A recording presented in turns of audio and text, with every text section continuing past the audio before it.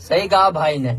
आप लोग ना अपने शास्त्रों को पढ़ना शुरू करिए, वरना कोई भी ऐसे आकर आपको मूर्ख बनाते रहेगा और आप मूर्ख बनते रहोगे। पर यहाँ पर मेरा एक लॉजिकल अंधों से भी सवाल है कि आपने इनकी प्रामाणिकता पर विश्वास कैसे कर लिया। किसी व्यक्ति ने कभी शास्त्र ढंग से पढ़े नहीं, कभी गहन अध्ययन नहीं किया है और वो आकर शास्त्र का खंडन कर रहा और आप उस पर विश्वास भी कर रहे हो। यहाँ पर आपकी बुद्धि काम करना बंद कैसे कर गई?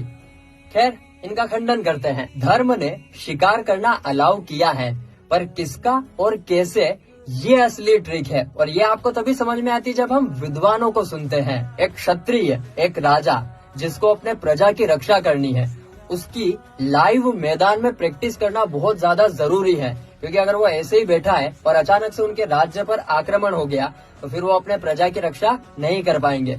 ऐसी कंडीशन में राजा को, क्षत्रिय को शिकार करना अलाउ है, पर इसमें भी कंडीशन है। पहली कंडीशन है कि जो शिकार है वो दुष्ट मृग का हो सकता है। दुष्ट यानी जो अनकंट्रोल्ड हो चुका, हिंसक हो चुका, तबाही फैला रहा है, उनका हो सकता है। इन भाई साहब ने जो महाराज गोस्वामी तुलसीदास जी कृत रामचरितमानस से जो चौपाई उठाई है, उनकी लिखने की शैली से यहाँ पर आधे लोग समझ गए होंगे कि असल में उसका मतलब क्या था।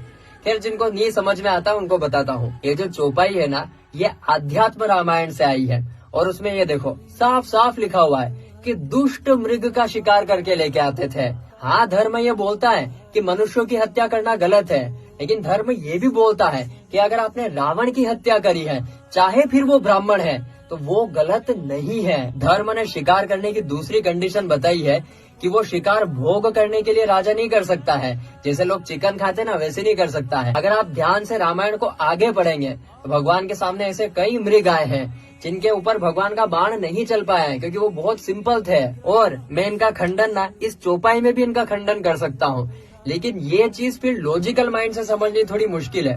वो भक्ति भाव वाली चीज है, वो उनके लॉजिकल माइंड में आएगी नहीं, तो वो चीज मैंने अभी साइड में ही रख दी है।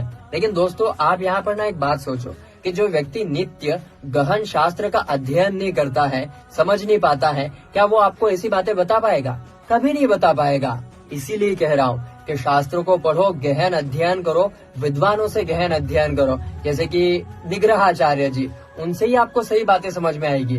वरना ये लोग तो आपको मूर्ख बनाते रहेंगे, अपनी ही चीजों से नफरत करवाने लगेंगे और फिर से आपको अंग्रेजों का गुलाम बना देंगे कि उनके पीछे ही धूम हिलाते रहो, लॉजिक करते रहो।